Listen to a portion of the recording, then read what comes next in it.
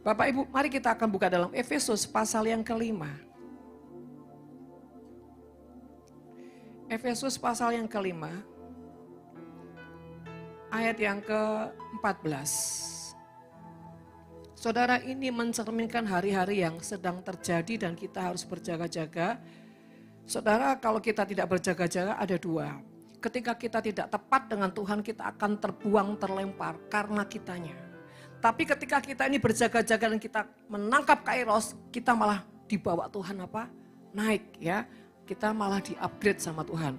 Efesus 5 ayat 14 dikatakan, itulah sebabnya dikatakan bangunlah hai kamu yang tidur dan bangkitlah dari antara orang mati dan Kristus akan bercahaya atas kamu. Dikatakan bangunlah hai kamu yang tidur. Apanya yang tidur saudara? Rohnya. Seringkali saudara orang itu kalau sudah merasa doa pagi, udah beribadah, udah pelayanan, mereka pikir selesai, aku sudah taat Tuhan. Selebihnya mereka berjalan dengan kemauan, dengan keliarannya. Ya apa ya saudara? Padahal Tuhan mau saudara, setelah kita dalam hadirat ini, kita tuh seperti bejana yang dipenuhkan. Ketika kita habis besbah, kita seperti bejana yang dipenuhkan lagi, kita di-upgrade lagi, saudara, kita disegarkan lagi. Setelah itu, kita tetap berjalan dalam pimpinan Tuhan. Banyak orang itu enggak ngerti, saudara. Oh, habis ibadah selesai, Tuhan, selesai ya, tanggung jawab selesai. Sekarang hidupku, aku yang harus menikmati. Bukan. Pada saat saudara dalam hadirat Tuhan, itu seperti handphone dicas. Saudara apa? Dibaharui rohnya, diperkuat. Bahkan saudara mendapatkan yang namanya hikmat, message, pesan Tuhan, rema, firman. Apa itu? Pedang roh. Kenapa? Kalau tiba-tiba musuh menyerangmu, engkau sudah bawa senjata. Senjatanya apa? Firman yang tadi aku bicara kata Tuhan. Itu senjata. Renungkan itu siang dan malam. Untuk apa? Untuk menghadapi iblis, untuk menghajar iblis habis-habisan. Tapi seringkali saudara, kita dengar firman Tuhan, setelah itu kita lupa. Saya minta pemain keyboard boleh kembali ke tempat. Saudara terkasih, kembali lagi ya. Ingat, kalau kita mau menjadi pribadi yang terus berjalan dalam kairos Tuhan, kita nggak cukup cuma doa pagi, kita nggak cukup cuma ibadah, kita nggak cukup cuma pelayanan. Tapi setelah kita dicas sama Tuhan, ada dalam hadiratnya, direndam hadiratnya, renungkan firman-Nya. Renungkan setiap apa yang saudara sudah alami bersama Tuhan dan bertanyalah tadi maksudnya apa Tuhan. Dan seperti Yosua 1, bertindaklah hati-hati. Saudara, iblis seringkali memanipulasi di jiwa dengan berkata, wah hebat, sudah selesai ibadah, sudah selesai pelayanan, sekarang kamu harus menikmati waktumu. Hati-hati saudara, itu suara si jahat. Untuk menderek kita melakukan sebuah keliaran tanpa kita sadar. Yang sebetulnya adalah di luar ibadah, di luar doa, kita tetap berjalan sama Tuhan. Apapun yang kita mau lakukan, tetap berjalan dengan Tuhan. Tuhan, ini gimana? Ini mau apa Tuhan? Belajar mengamat-ngamati segala sesuatu. Saudara, banyak orang bilang, saya mau dengar suara Tuhan, saya mau dengar suara Tuhan. Tapi mereka seringkali apa? Tidak menjaga hatinya, tidak berjaga-jaga, tidak pernah siap dengan suaranya Tuhan. Ketika Tuhan memerintahkan sesuatu, mereka apa? Gak ngerti, gak ngeh. Ah ini pasti bukan Tuhan, ah ini pasti. Kenapa? Karena setiap kali yang didengar dari Tuhan itu selalu yang tidak masuk akal. Yang selalu merepotkan apa? Jiwa, selalu melelahkan apa? Daging. Jadi saudara, seringkali kita reject. Sekarang mulai belajar cerdas ya. Sesuatu yang berbau tentang penentangan dari logika kita. Sesuatu yang berbau untuk kematian daging kita. Sesuatu yang gak masuk akal. Yang bagi kita gak mungkin itu. Tapi biasanya di balik yang tidak mungkin itu adalah Tuhan. Saudara belajar. Mulai melatih kepekaan dan ketaatan dan ketepatan. Ada 3 faktor saudara. Pertama tidak taat. Kedua taat tapi enggak tepat. Tidak tepat waktunya, meleset. Kalau sudah meleset ini saudara, dapat jatah yang sempurna atau enggak? Enggak dapat. Yang ketiga saudara, dalam ketaatan dan ketepatan. Nah ini saudara, kita mau belajar taat dalam ketepatan. Bagaimana kita bisa tepat saudara? Singkirkan semua maunya kita, ya. Singkirkan semua yang berorientasi di pikiran kita. Dan mengosongkan segala sesuatu untuk mengisi yang ilahi. Jadi Bapak Ibu terkasih dikatakan bangunlah. Karena memang akhir zaman ini saudara ya, 90% banyak roh itu tertidur. Kemarin habis doa pagi, ya, lanjut saya mengikuti mandat komandan ini, Ibu Jenny, doling saudara ya, sepanjang doling saudara ya. Nanti tanya, mami dapat apa? Saya lihat perempuan tertidur.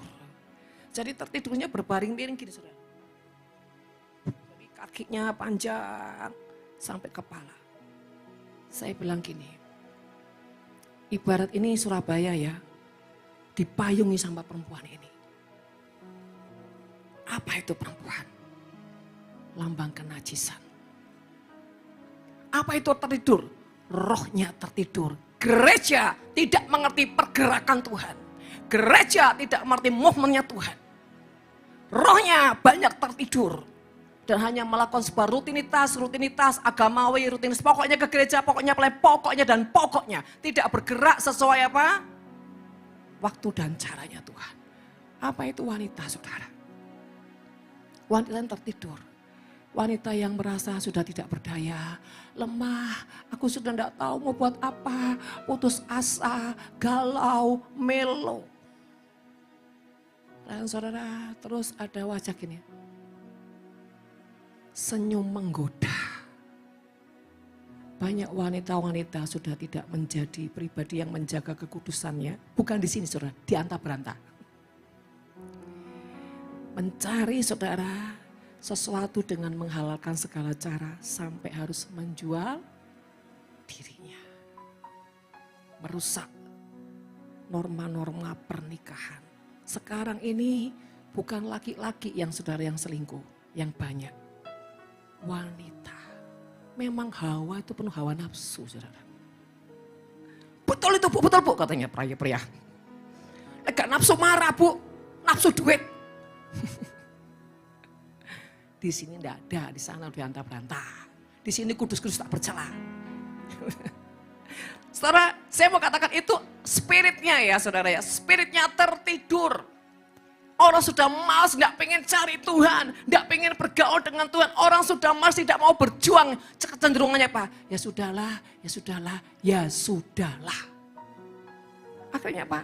Setiap masalah tidak pernah terselesaikan dan ujungnya ada bom. Waktu diar. Kenapa? Karena setiap masalah mereka tidak pernah menyelesaikannya. Yang kedua saudara, hai kamu itu dan bangkit.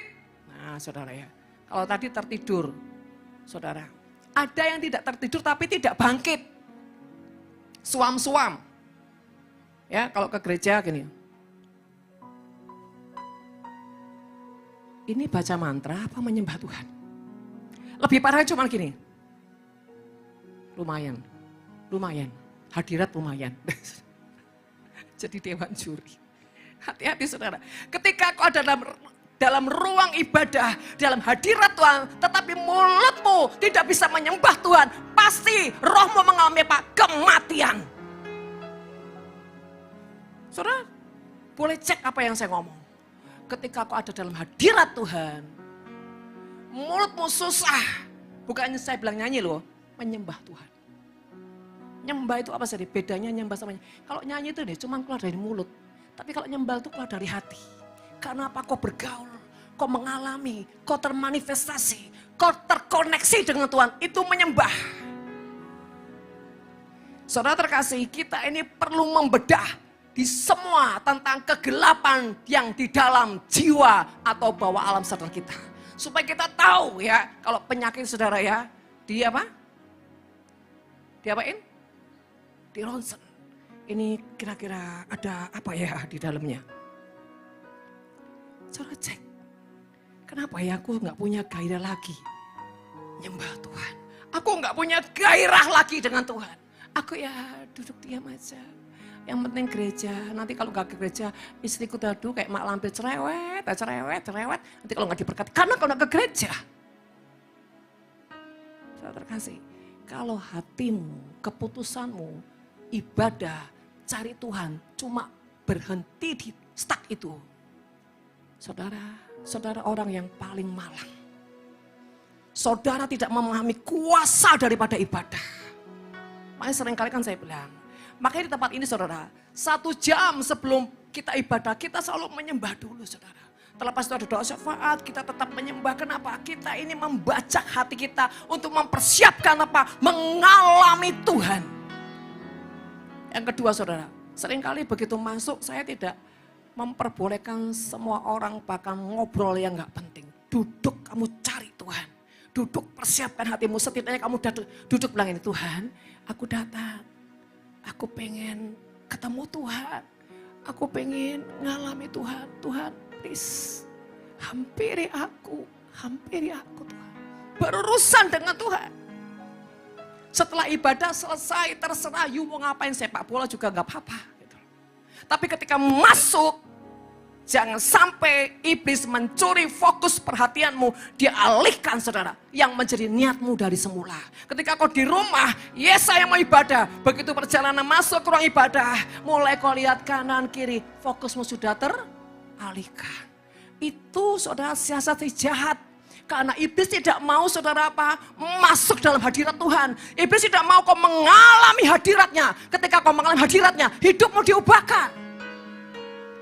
Makanya saudara, iblis itu tidak pernah berhenti. Dia akan cari, dia akan teropong siapa ini orang yang jiwanya lagi kosong, jiwa lagi galau. Dia menyusup masuk.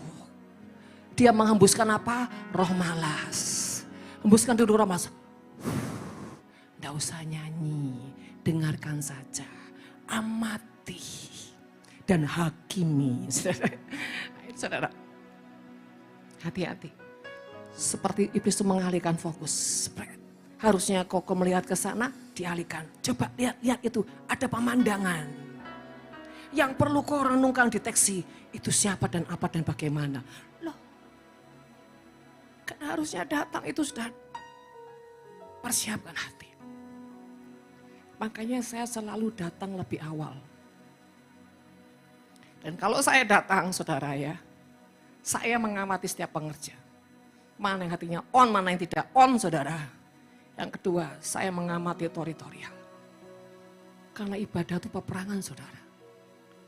Ibadah itu bukan sekedar kalian memuji menyembah Tuhan. Ini peperangan. Kalau saudara tidak menghabisi roh teritorial, kau gak akan mengalami Tuhan. Jadi ibadah itu gak main-main.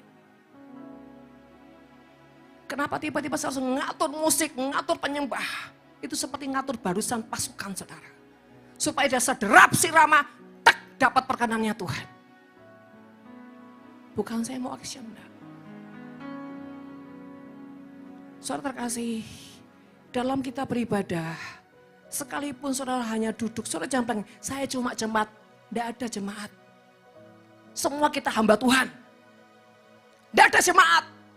Kita semua adalah pemburu Tuhan.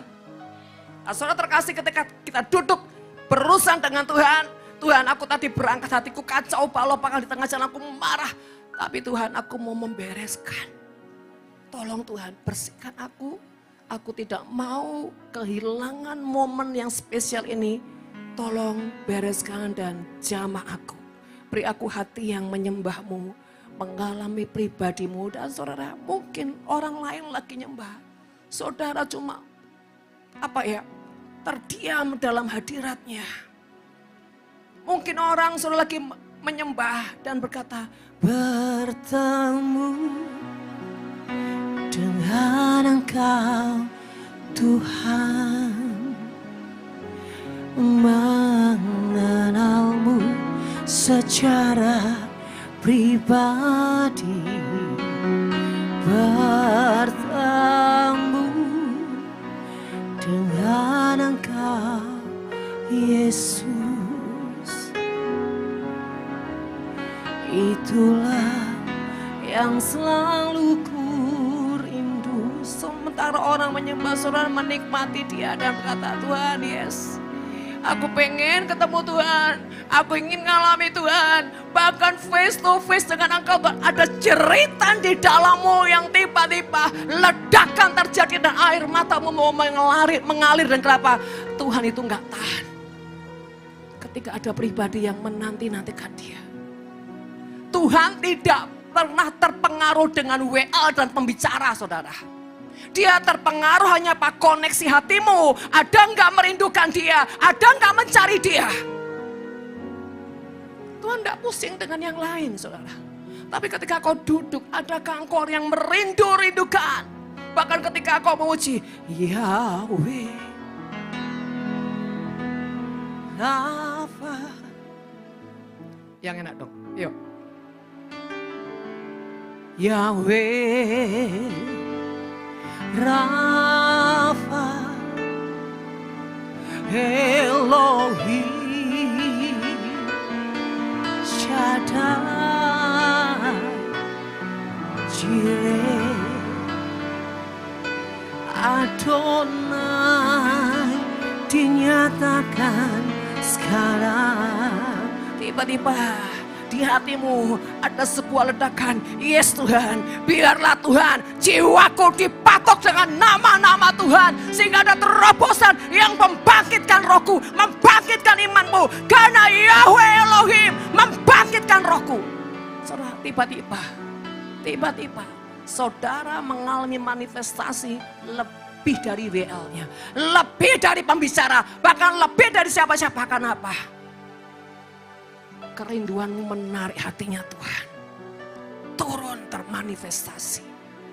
Sebab itu saudara, sering kali saya katakan, jangan tidak mengalami Tuhan. Di tengah kau menyembah, di tengah kau memuji Tuhan, di tengah kau ibadah, bahkan di tengah kau mendengar firman. Berkata Tuhan, apa yang kau mau bicara di hatiku? Apa yang sedang kau rombak dalam hidupku? Aku pribadi yang membuka hatiku, siap dibajak. Tanah hatiku siap dibajak. Masukkan Tuhan setiap benih-benih yang ajaib dalam kehidupanku. Saudara terkasih, di roh kita harus powerful seperti itu. Kenapa? Kalau kita tidak lebih powerful, berarti apa? Rohmu flat. Nah, saudara terkasih, kekuatan powerful satu orang bisa mendobrak surga.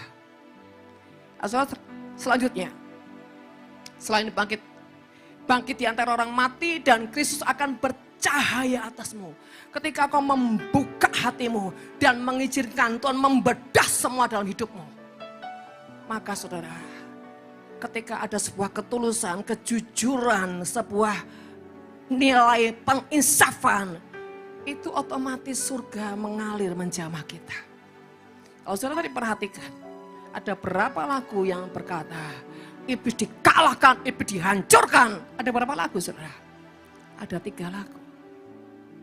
Saudara kira ini main-main? No. Artinya apa?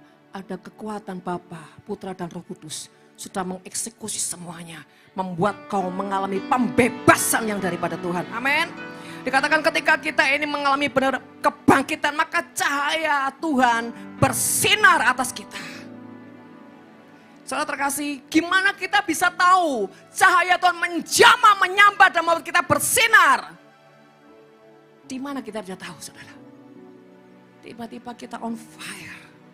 Kita tiba-tiba bangkit, sukacita.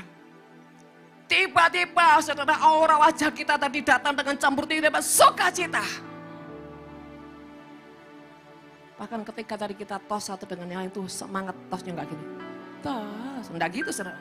Yes, gitu saudara. Semangat. Itu karena roh yang menyambar dalam kehidupanmu.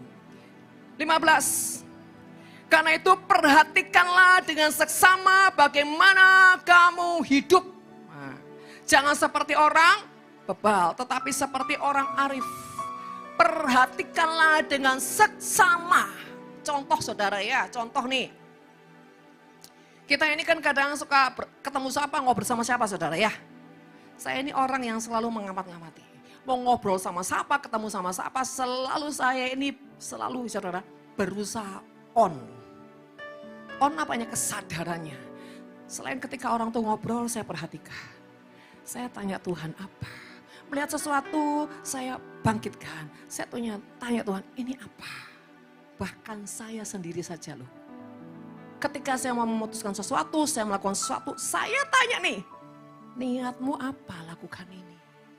Niatmu apa mencari si A? Niatmu apa ngobrol sama si B? Ini saja saudara, suka check and recheck. Niatmu apa memberikan korban pada si A? Niatmu apa? Ketika kau menolong si A, niatmu apa? Itu emosi, manipulasi. Oh enggak, ini taat karena Tuhan. Oke, taat karena Tuhan. Selidiki ketaatanmu karena sebuah ketulusan dan pengertian dan iman atau cuma karena kau takut Tuhan. Saya tanya, banyak enggak orang itu taat karena cuma takut Tuhan? Halo? Takut, nanti kalau enggak taat, waduh dipenggal kepala saya. Tuhan enggak segitunya kali. Tuhan enggak pernah paksa kita saudara. Hanya saja ketika kita tidak taat dan tidak kairos, efeknya itu loh saudara. Efeknya itu, jadi kita kena efeknya. Makanya saya sering kali mengilustrasikan tentang tiang awan, tiang api. Kita ini saudara disertai Tuhan dalam hadiratnya, penyertaan dan anugerahnya itu seperti tiang awan, tiang api. Loh kalau tiang awannya berjalan, saudara diam, saudara salahnya siapa? Ya kita. Tapi kalau tiang awannya berjalan, diam saudara berjalan, salahnya siapa? Itu saudara. Mari ya, semakin hari kita harus semakin cerdas. Besok senang saya akan mengupas tentang efek daripada api asing itu buahnya seperti apa. Sangat mengerikan saudara. Bukan bicara cuma sakit penyakit, kematian, kutuk dan sebagainya. Yang paling contoh, yang paling simpel adalah Saul dan keturunan Saul. Hampir-hampir tidak terselamatkan. Yang tinggal cuma satu siapa? Mephibosheth. Keturunannya cuma tinggal satu-satunya saudara. Artinya apa? Kutuk demi kutuk akan mengikuti. Ketika kita membiasakan jadi orang yang terus mempersembahkan api asing dan api asing. Salah satu api asing apa? Ketaatan yang tidak tulus. Ketaatan tidak segenap hati, ketaatan yang tidak sungguh-sungguh dengan Tuhan, itu api asing. Bahkan ketika kau melakukannya, kau punya motivasi tendensi yang lain, itu juga api asing. Jadi Bapak Ibu terkasih, mimbar, mesbah, altar itu kudus. Tadi Sani bilang gini, gimana caranya Tuhan? Kami menyembah Tuhan yang kudus, kami ini tidak kudus alias kudis. Bagaimana kita menyembah Tuhan yang kudus? Saudara, salah satunya adalah jadi orang yang jujur. Jadi orang yang tulus. Simpel saudara. Seperti sama Tuhan itu tidak ribet. Si ribet itu ikut setan saudara. Ikut setan ribet saudara. Kelihatannya di depan tidak ribet tapi buntutnya ribet saudara. Tapi kalau ikut Tuhan, awalnya itu cuma butuh gini loh. Kita rela. Kita ikhlas, kita mau, kita segenap hati, selesai. Ini perkara hati. Kalau iblis bukan perkara hati saudara. Ya, iblis itu perkara apa saudara? Perkara apa kalau iblis? Nafsu. Nafsumu harus kamu serahkan semuanya. Untuk apa? Ketika diserahkan sama iblis, engkau dikuasai iblis, nafsumu dilipat gandakan. Dan ujungnya dari kenafsuan tadi menghasilkan buah-buah kutuk. Bapak Ibu terkasih, hari-hari ini benar-benar kita belajar menjadi orang yang terus perhatikan setiap perjalanan kita. Apakah kita sudah berjalan seirama dengan Tuhan dan jangan sampai kita tidak mengerti kotoran-kotoran di jiwa kita dan kita tidak rajin membersihkannya, saudara ya. Dan saudara terkasih, ayat 16 dikatakan pergunakanlah waktu yang ada karena hari-hari ini adalah jahat. Kurangi Netflix-nya. Nanti enggak Netflix bilang, Bu masih ngejak Bu Mubi, masa enggak boleh nonton Netflix. boleh kurangi. Ya, saya kemarin ngomong sama Sani, loh saya ini loh buka Alkitab, buka firman, sponsor sudah lewat, terus Netflix lah, apalah. Saya bilang, ya itulah dunia. Tapi banyak orang cinta itu menikmati firman lewat handphone saudara, walaupun saudara godaannya itu saudara seambiar. Saudara kasih belajar. Kecuali seringkali saya ngomong, kecuali yang kau jauh lebih kuat, pondasimu lebih kuat, kau pakai handphone gak apa-apa. Kenapa? Kau bisa singkirkan semua iblis.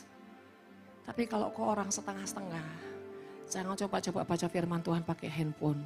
Konsentrasimu ambiar dan rohmu disusupi dengan yang lain. Setelah baca firman Tuhan, saudara gak pakai 10 menit, gak sampai, saudara akan beralih dengan yang lain-lain. Dan ujungnya, tiba-tiba menyusuplah hawa nafsu demi hawa nafsu.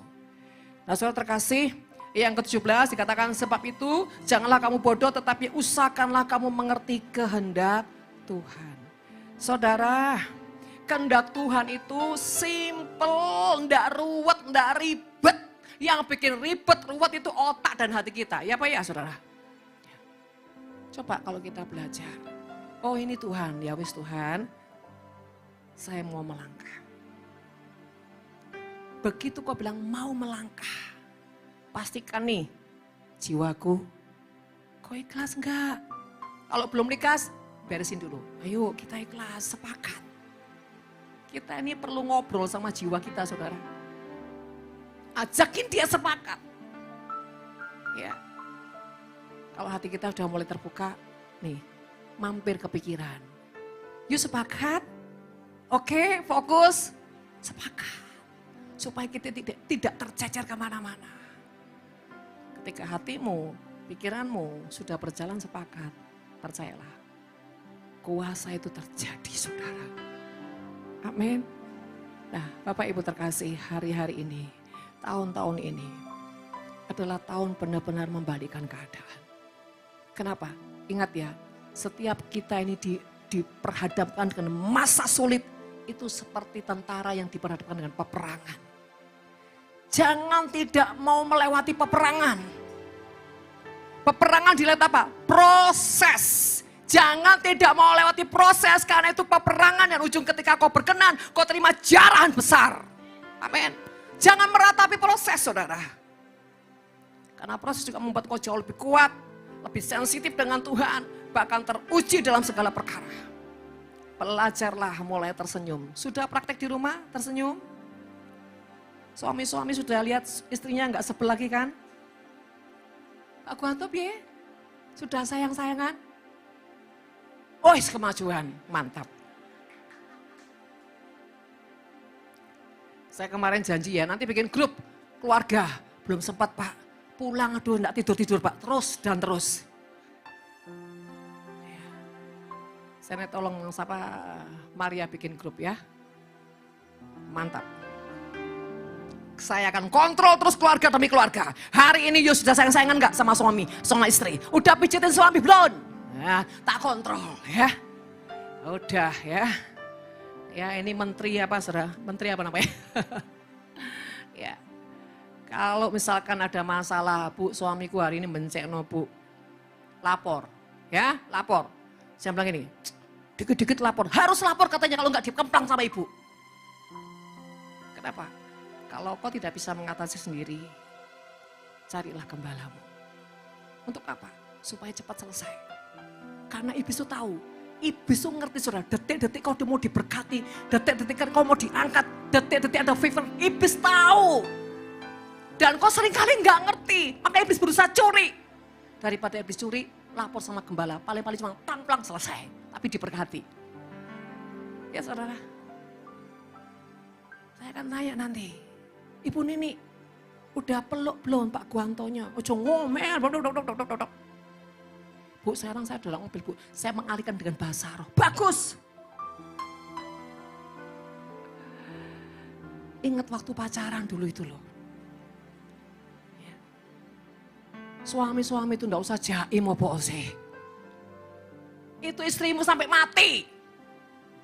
Itu kesejatian. Kamu cari Nancy, belum tentu dia setia. Coba yang ada itu loh saudara, bukan cuma diawetkan. Ditingkatkan, dikembalikan gairah seperti dulu. Jangan lihat sekarang yang sudah peok. Kalau belum peok, saudara tidak melihat kesejatian. Saya bilang sama suami saya, Pak, sudah banyak ribut loh sekarang papi. Tapi itu aku tahu Pak, tanda kesetiaanmu dengan hidupku. Wow, keren gitu loh. Suami saya, mesem-mesem. Dia pikir mau digini loh, wes elek Pak, enggak, jangan menghakimi, tunggu dulu. Kerutan-kerutan membuktikan, menandakan kesetiaan perjalananmu dengan hidupku. Walaupun ngeri-ngeri sedap. Jadi seperti itu saudara. Kami itu sekarang kalau makan saling tunggu-tungguan. Saling menunggu-menunggu. Bukan sepiring, satu piring dua orang enggak saudara. Bukan pengiritan, mesra. Ya, jadi seperti itu. Doa cocok. Rugi nggak diberkati Tuhan. Kalau misalkan suamiku tuh terlalu dingin, diem, egois, wis toh, kasih minyak pelumas. Gimana caranya? Sayang, aku lihat kau lo, tambah rasanya hadirat Tuhan itu dalam hidupmu. Wes gombal, nggak apa-apa. Pertama gombal, sebetulnya dia menikmati kok. Kalau suamimu diam, peluk dia semakin kuat. Glendot kayak monyet, saudara. Serius, itu yang saya lakukan. Saya bilang, saya cobitin mbok yang si mesra topi, aku ini istrimu loh. Mbok kayak pesucen tuh loh, istriku, suamiku. Sekarang saudara kalau kita itu daripada ngambek diem-dieman, enak bercanda enggak? Bercanda. Perempuan tuh harus meruntuhkan juga harga dirinya. Aku terus. Loh kenapa kalau emang terus? Ya toh, enggak apa-apa, kasih. Pak, sama Ibu Krisna sudah dipijetin belum Pak? Oh kadang-kadang. Bu, mijet ada 5 menit aja Bu kadang-kadang. Mosok. Saudara, luangkan waktu. Begitu naik ranjang, handphone semua lempar. Maksudnya taruh, jangan dilempar, tak ganti saya lagi. Taruh ini semua enggak penting. Yang penting sekarang adalah pasanganku, suamiku, istriku. Dan jangan yang kedua, jangan gengsi untuk mendahului dalam melakukan kasih. Saudara, wanita harus pintar-pintarnya memanjakan suami. Sayang hari ini gimana? Walaupun ngomong awal, Bu biasanya sandal, Bu kok sayang. Latih lidahmu, punya kefasihan. Ketika kau bisa melunakkan hati suamimu, kau juga diberkati Tuhan. Suami-suami juga gitu. Sojong gombal. Loh kok gombal? Ini penyembahan Pak. Loh iya tahu saudara. Ketika kau menyentuh suamimu itu kan Tuhan bilang itu penyembahan. Kau emang hina Tuhan Pak, menghina Tuhan. Terus kegeran saudara, enggak usah kegeran. Tapi gini Pak, ini usahaku loh Pak. Untuk cinta kita bangkit, kok Papi enggak menghargai sih. Rada-rada yang namanya rendah hati, suami istri. Saudara terkasih suami juga kalau sudah istrinya mulai turunkan volumenya. Hari ini loh, kamu kalau enggak tegangan tinggi itu cantik sebetulnya. Tapi usah kayak Halilintar aku ngeri serang melihatnya. Coba suami istri saling memuji. Belajar. Suami-suami terlalu beku, bertobat. Muji istrinya aja enggak bisa. Cuma bilang gini, say, butuh cuma ini loh, alis ini juga naik turun. Say, istrimu kalau gitu kan harus rontok hatinya. Ya Pak ya saudara. Ya Pak ya. Gini-gini terus Pak. Wah belum melakukan perintah. Ayo wajahmu terlihat belum melakukan perintah ini. Nah, kenapa terlalu apa? Terlalu gengsi. Nanti tidak diberkati. Suami yang mau dengar istrinya bicara, suami yang mau punya hati, mau mendengarkan curhatan istri, itu diberkati. Ya, gak usah doa puasa Pak. Istrimu tuh loh Pak. Mas gini Pak. Seperti lagunya Bu Christine. Nyender, nyender, nyender, nyender. Nyender nang bojo ayu. Gitu loh Pak. Walaupun ibu nanti pasti gini reaksinya, saya percaya, kalau enggak video nanti ya, Pak videoin Pak. Gini. Bu jangan gitu juga kali. Suami berusaha ya ibu harus menghargai. Ojo ketap-ketik. Pasti nek ketap-ketik. Ya Pak PR ya, besok langsung tak telepon. Saya enggak mau tahu. Ibu reaksimu harus yang benar ya, karena itu penyembahan. Ya, Maria susah kalau sudah ngomong, mami, terus suami istri terus saya. Ben kan ketularan kok. Nah ya toh saudara. Kebahagiaan itu dimulai dari mana? Rumah tangga, keluarga, suami istri. Amin. Ya. Bu Vina gimana Bu Vina? Ada kemajuan? Pak, jawablah. Ojo ngene toh Pak, jawab. Oh iya Bu.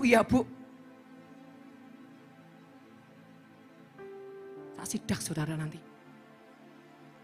Ya, kenapa saudara? Kenapa saya memprioritaskan ini? Ketika saudara suami istri menyatu di hati, itu mesbahmu akan menjadi ledakan sampai ke surga. Amin. Masa kalah sama Pak Parjito? Berharap ditanya, kan aku sudah mengerjakan PR. Tidak berharap ditanya tuh, aku enggak tanya, sudah tahu. Ya, saudara terkasih, ayo lakukan itu. Maka ketika Tuhan berkenan kepadamu, berkenan kepada keluargamu, lihat apa yang tidak pernah terpikirkan, apa yang tidak pernah timbul dalam hati, itu yang Tuhan sediakan bagimu. Mari saya undang tim PAW boleh maju ke depan, terima kasih.